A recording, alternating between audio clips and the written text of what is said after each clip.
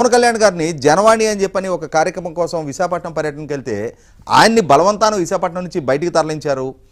ఆంధ్రప్రదేశ్ రాష్ట్రంలో కూడా అడుగుపెట్టనీయకుండా అడ్డుకునే ప్రయత్నం చేశారు.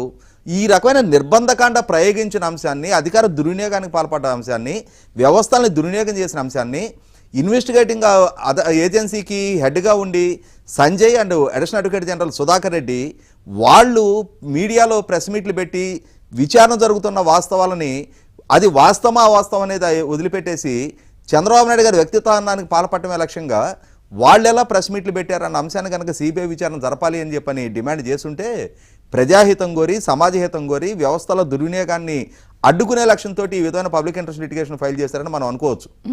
ఆ రోజు ఆంధ్రప్రదేశ్ హైకోర్టులో పిటిషన్ ఫైల్ చేసిన ఉండవల్లి అరుణ్ కుమార్ గారు కానీ, అలాగే ఈరోజు సుప్రీంకోర్టులో పిటిషన్ ఫైల్ చేసిన బాలయ్య గారు కానీ ఈ అంశాల గురించి ప్రస్తావించాల. వాళ్ళకి వాళ్ళ ఫైబర్ నెట్లో జరిగిన అక్రమాల ప్రాతిపదికగా మధుసూదన్ రెడ్డిని సస్పెండ్ చేస్తే ఎక్కడ లేని బాధ పొడుచుకొస్తా ఉంది. బ్రోరేజెస్ కార్పొరేషన్ ఎండీగా ఉండి వాసుదేవ్ రెడ్డి ఎన్ని వేల కోట్ల రూపాయల అక్రమాలకు పాల్పడ్డాడు, ఎన్ని వేల కోట్ల రూపాయల నాన్ డ్యూటీ పెయిడ్ లిక్కరు మద్యం షాపుల ద్వారా అమ్మకాలు జరిగాయి అనేది ఇవాళ విచారణ జరుపుతూ ఉంటే ఈయనకి ఎక్కడ లేని బాధ పొడుచుకొస్తా ఉంది.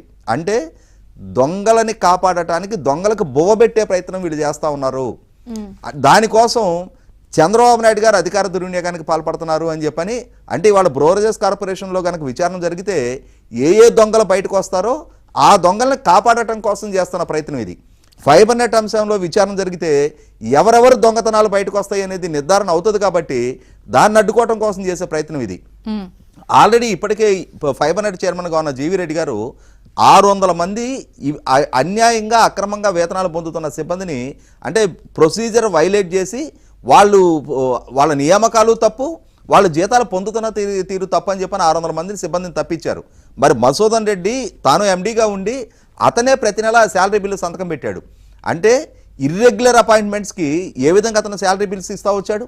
ఇవాళ వాటికి అన్నిటికీ సంజాయిషీ ఇచ్చుకొని విచారణ ఎదుర్కోవాల్సిన అప్పటి ఎండీల మీద ఎక్కడ లేని సానుభూతి వ్యక్తం చేస్తా ప్రభుత్వం కక్ష సాధింపు చర్యలకు పాల్పడుతున్నట్టుగా చిత్రీకరించే ప్రయత్నం చేస్తున్నారు. అధికార దుర్వినియోగానికి పాల్పడేది జగన్మోహన్ రెడ్డి గారి ప్రభుత్వం కాబట్టి చంద్రబాబు నాయుడు గారి మీద స్పష్టమైన సాక్ష్యాధారాలు కనుక సేకరించి వాళ్ళ దగ్గర ఆధారాలు ఉంటే దాన్ని గవర్నర్ గారి దగ్గర ప్రొడ్యూస్ చేసి ఈ విధమైన సాక్ష్యాధారాలు ఉన్నాయి, మేము ఆయన మీద కేసు నమోదు చేయాలనుకుంటున్నామని చెప్పని ముందస్తు అనుమతి తీసుకొని వాళ్ళు సామాజికవేత్త పేరుతోనో లేకపోతే నిరుపేద పేరుతోనో పిటిషన్లు వేస్తున్నప్పుడు ప్రస్తుత ఏపీ గవర్నమెంట్ క్లియర్ కట్ గా ఆరోపణలు అన్ని చేసి చెందుతున్నప్పుడు జగన్ గారి మీద ఎందుకు చర్యలు తీసుకోవడానికి వెనకాడుతోంది అనే ప్రశ్న సగటు పౌరుడు ఏపీలో అందరికీ ఉంది. వాస్తవం ప్రజల్లో ఈ అన్రెస్ట్ ఆఖరికి తెలుగుదేశం శ్రేణుల్లో చాలా విస్తృతంగా చర్చ జరుగుతున్నది వాస్తవమే. అంటే ప్రభుత్వ పరంగా జగన్మోహన్ రెడ్డిని కట్టడి చేసే విషయంలో కొంత ఉదాసీనత ప్రదర్శిస్తున్నారన్న భావన సగటు తెలుగుదేశం శ్రేణుల్లో సోషల్ మీడియాలో చాలా విస్తృతంగా చర్చ జరుగుతుంది. నాయకులను కూడా పదే పదే అదే అంశం గురించి ప్రస్తావిస్తూ ఉన్నారు. అందులో ఎటువంటి వివాదం లేదు.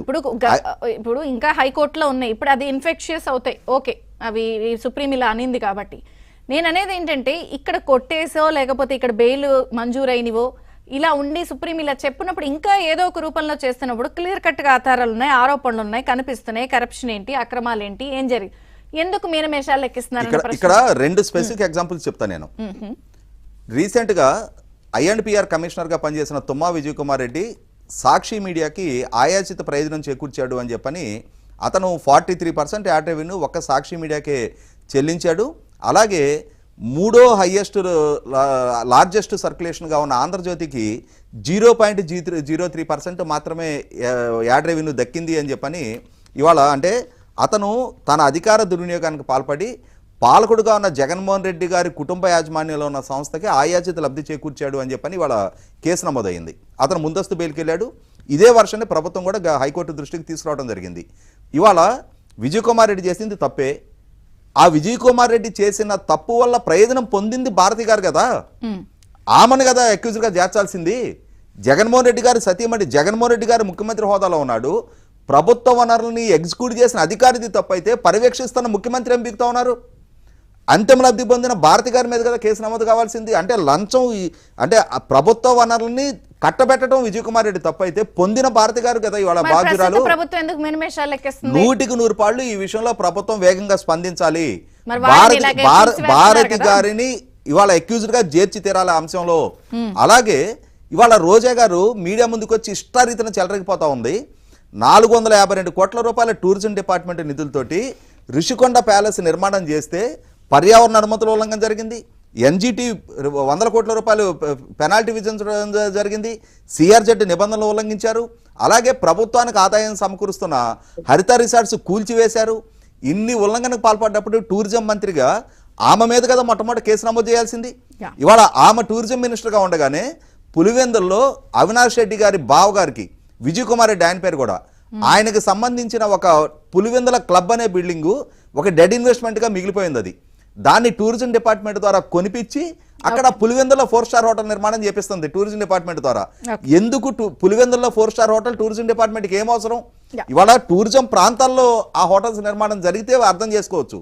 కేవలం వైసీపీ నాయకుడికి ఒక డెడ్ ఇన్వెస్ట్మెంట్కి ప్రభుత్వ నిధులతోటి బెయిల్అవుట్ చేపించడం కోసం ఆ విధమైన నిర్ణయం తీసుకున్నప్పుడు ఖచ్చితంగా రోజా మీద కేసులు నమోదు జరగాలి. ఈ విషయంలో ప్రభుత్వ పరంగా మరి కొంత మేనమేషాలు లెక్కిస్తా ఉన్నారు, ఉదాసీనత ప్రదర్శిస్తున్నారు. మరి జ్యోత్స్న గారు సమాధానం చెప్పి తీరాలి. అందుకే ఒక బ్రేక్ తర్వాత ఆవిడ వర్షం విందాం. చిన్న విరామం.